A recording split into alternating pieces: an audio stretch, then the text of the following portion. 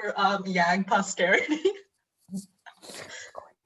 It is an historic moment for this here Youth Ledge Conference 2020, all online. That means the votes are going to be coming in all online. Normally when they tell people to hold elections all online, like they do over in Estonia, election experts come out and they're just going to be like, well, I don't know about that. A lot of Russian disinformation and infiltration tactics can come in and mess with the security and the sovereignty of our elections. But folks, we ain't going to pay attention to any of those possibilities tonight. We have a grand delegate total of approximately 175.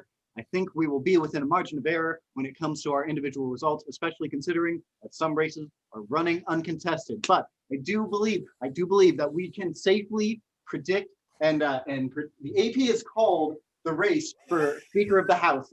Yes, I'm the first to inform you, ladies and gentlemen, that the Speaker of the House has been called. I forget her name. This bit is going to go on as if I forgot her name, but it's there, and you can look it up. She is running in the binder.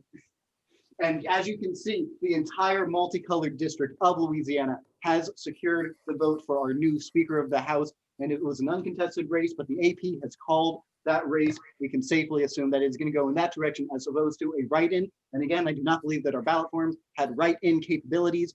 We will have to see if the Supreme Court can approve that decision at this moment. We're going to get back to you after a few commercial messages. Thank you for tuning in, ladies and gentlemen. I am your host, Grant Barker, here for your election watch coverage. Good night. Not good night. Motion adjourned. Not adjourned yet, but soon. Commercial break. This is the best thing in the world.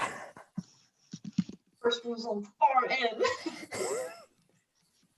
If we were curious, I think this is the candidate.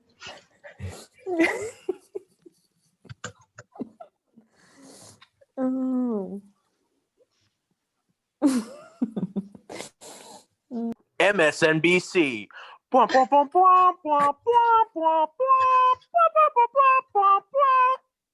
Decision 2020 here, ladies and gentlemen. We are at Ledge 2020 online edition. I, of course, am your host, Grant Barker, here to bring you the stats of what is going on. And I join you now from my comfortable downtown apartment in Greenville, South Carolina, not Louisiana. Doesn't matter. I'm tripping over my everything. I got like my Guitar Hero controller. Like that's just part of the set design here because it is too hectic to clean anything up at this moment. Let's get straight into it, folks. Here we have map of Louisiana and all of the various delegations participating at this Youth Legislative Conference. I am tripping over my words because it is that dang exciting. We have our primary districts of Shreveport, Monroe, Lafayette, Baton Rouge, St. Tammany, and New Orleans. Do districts even matter anymore? Who knows? Let's find out. Here we have, I can just report now that we can project a winner for the Speaker of the House race. This is one of the most watched races of this election. And I'm being told now that, yes, we can confirm a 100% vote share for our single candidate, that is Maria Hargrave. She is going to be taking on the role of Speaker of the House at Ledge 2021. That is something that I'm very excited to announce for you here, folks. Okay, and I'm just hearing that actually we can confirm that 100% of precincts are reporting, and the AP has called that race. Yes.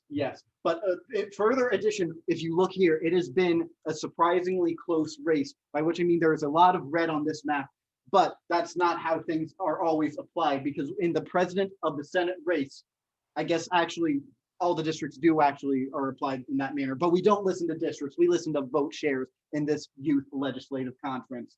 Okay, and we have the results from 92% of precincts reporting. The AP has called this race for Ellie Pryor. Yes, I believe we will be able to call this race with 92% of precincts reporting. It is a bit of a strong lead for Ellie Pryor at this point. There is officially no means for Sean Schindel to overcome the remaining vote share. And the tightest race that everyone has their eyes on is the race for Supreme Court Chief Justice. I was not aware that we even elected Supreme Court justices in the Louisiana legislature, but we do. And this race is actually too close to call right now, folks. We cannot declare a winner. There has been no candidate in the first round of votes meeting that essential 50% threshold. So this will proceed to a runoff vote. That is what I hear the AP is currently tabulating in the distance. We'll have to hear back from them later. Let's move on to the most anticipated race. That is, of course, the showdown of the century, gubernatorial decision 2020, Olivia Mack versus Sania Islam. Who will take that prize? But I'm hearing actually, we do actually have some important reporting on that race. Coming out of the delegation council meeting earlier today, there were 16 delegations at that meeting. Each of them has a say. That say will be pooled into 15% of the vote. 8 delegations, 8 committed a full-fledged support for Olivia Mack. 5 committed to Sania Islam, and 3 split their votes between both. Now, when you tabulate that percentage of the vote of the delegation council and multiply that by the 15% weight that is allotted towards the total vote that this election comes down to, we see a final percentage boost for Olivia of 9% and Sania of 6%. Now that is a 3-point lead. We'll see how hard Olivia can hold that lead as we go into the general election. Oh, but I'm hearing, wait. I think we have an update on Supreme Court Chief Justice. I believe the first race has been called, and it is going to Maggie Lai. Yes, we can confirm Maggie Lai has won by the narrowest of margins, with one pass in the first round and eliminating the 2 lowest vote getters. We have a match between Ryan White and Maggie Lai, and Maggie seals the deal in a breathtaking single vote, 6-5 win. Ladies and gentlemen, we have confirmed that White has conceded. It is one of the races of the century. I have not seen a race this close for Supreme Court Chief Justice, let alone with this many candidates. I didn't know that there were many people in the Supreme Court. It's always empty. But I'm just hearing that we have the main event coming up, Mack versus Islam. Let's see who, wait. I hear that the Mack campaign is alleging voter fraud in this election, ladies and gentlemen. This is something unprecedented. We had an online vote this year. I guess it works for Estonia, but not for Youth Ledge, because we are encountering some serious voter. Oh my! I don't know who M is. I don't know what email address assassins@ask.org is, but that definitely looks a little fishy, folks. I'm not sure what the Mack campaign it has the capacity to do with the Ledge Supreme Court, but we're going to. I hope that we see some more thorough vetting. And not just that. Apparently there's some allegations of individuals voting twice in this election, ladies and gentlemen. Individuals voting twice. Yes, the poll was supposed to open at 6, but apparently the alumni in their infinite wisdom decided to open it anyway at like 5:15. But then some people voted early, but then like after the 6 o'clock moment passed, like some people were like, oh, well, should I vote again because my vote earlier didn't count? So there was evidently some confusion there, clear miscommunication on the alumni part. Someone's gonna have to check in with them about that. But it appears that those voting irregularities have been clarified by their respective parishes. I think we're going to be able to declare a winner.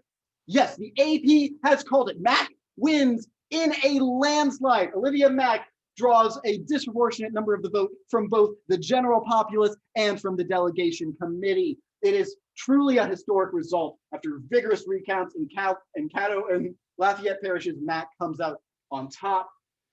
The Islam campaign has yet to concede, folks. They say they'll fight the results in the Ledge Supreme Court. We'll have to bring you those results later, though, because that is certainly going to take a large amount of time to overcome.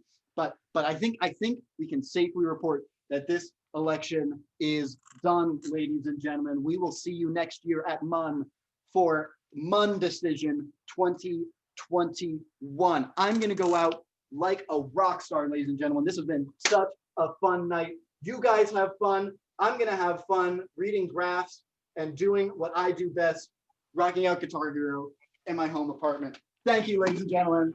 You have fun. And I'll see you next year.